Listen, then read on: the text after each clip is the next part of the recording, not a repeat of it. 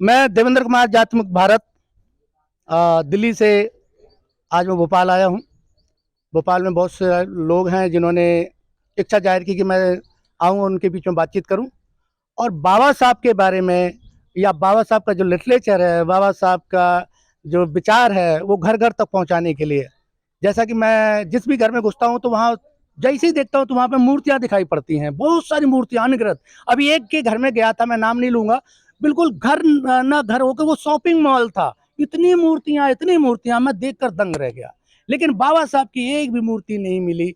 ये अपने आप में बहुत दुखद सीन था जो मैंने उसको देखा। तो अभी मैं यहाँ पे है हमारे सामने मनोज जी हैं, मनोज बरार, और यहाँ पे सामने अगर देखेंगे तो सामने हाथी का चित्र बना हुआ है और बाबा साहब का एक फोटो लगा हुआ है। तो ये मोहल्ला मुझे ऐसा लगता है कि यहाँ पे हमारे समाज के लोग के यहाँ पे हैं।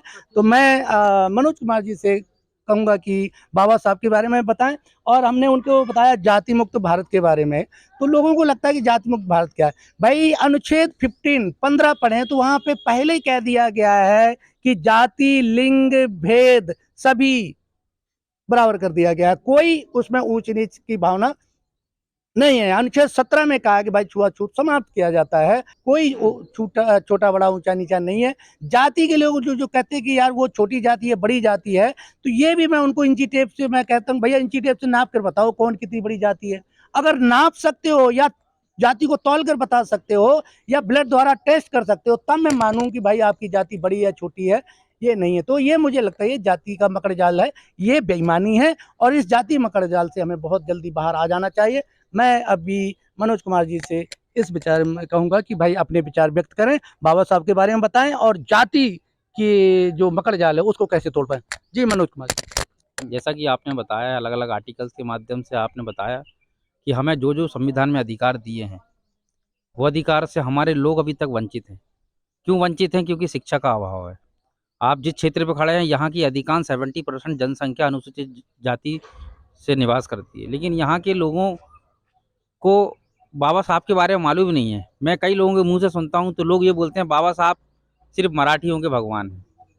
वो ये नहीं जानते हैं कि जो भाग्य भारत के भाग्य के विधाता है, जिन्होंने भारत का संविधान लिखा और उस संविधान में हम लोगों को जो दर्जा दिया है, वो इस भारत में एक से एक राजा महाराजा पैदा हो गए और चले गए, एक से एक देवी देवताओं ने जन्म ले लिया, लेकिन किसी ने आज तक अनुसूचित जाति, अनुसूचित जनजाति के बारे में कभी कुछ बड़ा लेख नहीं लिखा। कि हमारा मेन उद्देश्य है लोगों को शिक्षित करना, लोगों को संविधान की भाषा के बारे में बताना, संविधान में जो मूल अधिकार है उनके बारे में बताना। जब तक हमारा समाज, शोषित समाज, बहुत पीड़ित समाज शिक्षित नहीं होगा, पढ़ाई लिखाई नहीं करेगा, तब तक वो अपने अधिकार नहीं माने जानेगा। हमारा उद्देश्य मनोज मनोज कुमार जी को मैं एक चीज करेक्ट कर देना चाहता हूं कि ना मैं कोई संपादक हूं, ना कोई मैं पत्रकार हूं। मैं एक समान नागरिक हूं और मेरे अंदर एक पीड़ा है कि मैं अपने समाज के लोगों को जागृत करूं और घर घर जाकर बाबा साहब को पहुंचाऊं। ये मैंने माइक यूं ही नहीं पकड़ा, मेरे अंदर की पीड़ा है। बस वो ये माइक पकड़ लिया और वीडियो बना रहा हूं तो लोग समझते हैं कि मैं पत्रकार हूं या मैंने कोई पत्रकार की पढ़ाई करी है। बिल्कुल कुछ नहीं किया है। बस मेरे अंदर एक पीड़ा है कि जो जाति उत्पीड़न है, वो जाति उत्पीड़न को कैसे समाप्त किया जाए, इसकी पुरजोर लड़ाई लड़नी चाहिए। और जो नाम सरनेम हमने जो लगा रखे उसमें जाति नहीं है, जाति हमारे दिमाग के अंदर है। जिस दिन हमने दिमाग को फ्री किया, दिमाग से हम फ्री हो गए, दिमाग से हम मुक्त हो गए, उस दिन हम भाईचारे, समता, समानता से अपना जीवन गुजर बसर कर सकते हैं। तो मनोज कुमार जी को मैं जरूर क्लियर करना चाहूँगा कि ना मैं कोई यूट्यूबर हूँ, ना मैं संपादक हूँ और ना ही मैं कोई पत्रकार हूँ। बस एक पीड़ा है जो हमें ऊंच नीच की भावना में जो हमारा जीवन गुजरा है, उसको हम जो हमारे बाबा साहब भीमराव अम्बेडकर ने जो हमें अधिकार दिए हैं, वो घर घर तक पहुंचाने की कोशिश कर रहा हूं। मनोज कुमार जी आगे। आपने जैसा कि बताया कि आप किसी पत्रकार नहीं है, संपादक नहीं है, मुझे जानकर बड़ा अच्छा लगा कि कोई व्यक्ति ऐसे भी है जिनके अंदर पीड़ा है हमारे समाज के प्रति। हम अपनी समाज को जगा नहीं पा रहे, हम अपनी समाज में का विकास नहीं कर पा रहे, और हम लोग चाहते हैं, हमारा उद्देश्य भी यही है कि हम समाज के शोषित, गरीब, वंचित और अशिक्षित लोगों को समझाएं, पढ़ाएं, लिखाएं कि वो बाबा साहब को जानें। हमें हमारे भारत में हजारों सालों से किताबें लिखी गई हैं, चाहे वो अलग अलग धर्मों की किताबें, मैं किसी धर्म को विशेष तौर पर चिंतित नहीं कर रहा हूँ, लेकिन हमने देखा है बाइबल से लेकर, कुरान से लेके, गीता से लेके, भगवत, हर चीज में जाति का उल्लेख किया गया है, लेकिन कहीं किसी ने अनुसूचित जाति, अनुसूचित जनजाति के बारे में हमें अधिकार ही नहीं दी है। आपने देखा होगा पुराने जमाने में हमारे बच्चों के हाथों की उंगलियां तक काट ली। एकलव्य का नाम सुना होगा। अगर हमारे सच्चे ये लोग हितैषी होते तो हमारे बच्चों की उंगलियां क्यों काटते? हमें पढ़ने लिखने का अधिकार नहीं दिया जाएगा तो हम कहाँ से समर्पित होंगे, हम कहाँ से हमारा समाज बढ़ेगा? लेकिन 70 साल पहले एक व्यक्ति ने, बाबा साहब भीमराव अंबेडकर, जिस व्यक्ति ने संविधान की रचना करी, उस संविधान में हमें अधिकार दिए कि हम पढ़ें लिखें, एक पढ़ा लिखा शिक्षित व्यक्ति मुख्यमंत्री, प्रधानमंत्री, विधायक, आईएएस ऑफिसर, हर चीज बन सकता है सिर्फ शिक्षा के माध्यम से।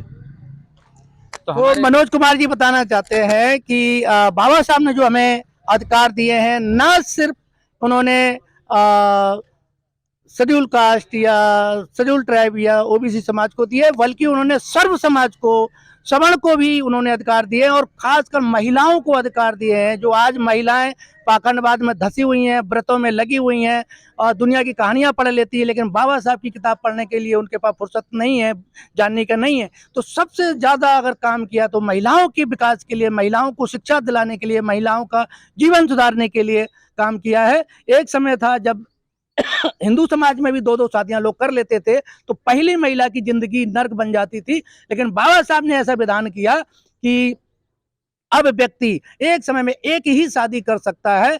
अगर उसकी वो शादी टूट जाती है तब वो डिवोर्स लेकर, तलाक लेकर दूसरी शादी कर सकता है, लेकिन एक महिला के रहते हुए दूसरी महिला से शादी नहीं कर सकता है। ये महिलाओं को अधिकार दिया और महिलाओं को संपत्ति रखने का अधिकार नहीं था। तो अब महिलाएं अपने बाप की संपत्ति की हिस्सेदार हो सकती है और होती हैं, जो जानकार है। और ऐसा भी नहीं है, लड़कियां जब पढ़ लिख गई हैं तो वो बाप की मदद भी करती हैं। ऐसा भी नहीं कि भाई बाप के पास जो छीन लिया, लेकिन अगर शिक्षित हैं और वो कामयाब हैं और उनके पास पैसा है तो अपने बाप की वो मदद भी करती हैं। तो ये शिक्षा का विकास इस तरह से आगे बढ़ रहा है और जितना ज़्यादा लोगों तक पहुंच रहा है, घर घर तक पहुंच रहे बाबा साहब, जैसे जैसे जिसके घर में बाबा साहब पहुंच गए उनका विकास हो गया। भाई मैं चाहूँगा कि और भी लोगों की तरफ कैमरा घुमाएं ताकि और भी लोगों को पता चले। और ये हमारे लोग मनोज कुमार जी आगे अपनी बात कहते हुए समाप्त करें, वीडियो ज़्यादा लंबी हो जाएगी तो फिर लता, तो हम लोग चाहते हैं कि बस शॉर्ट कंसेप्ट बने। मैं आपसे बात जरूर करूंगा, एक बार इनकी बात पूरी करके फिर इनके पास आएंगे। जी, अपनी बात समाप्त करें। मैं बाबा साहब का नाम लेकर इस वीडियो को समाप्त करूंगा। जय भीम, जय भारत, जय संविधान, जय बाबा साहब।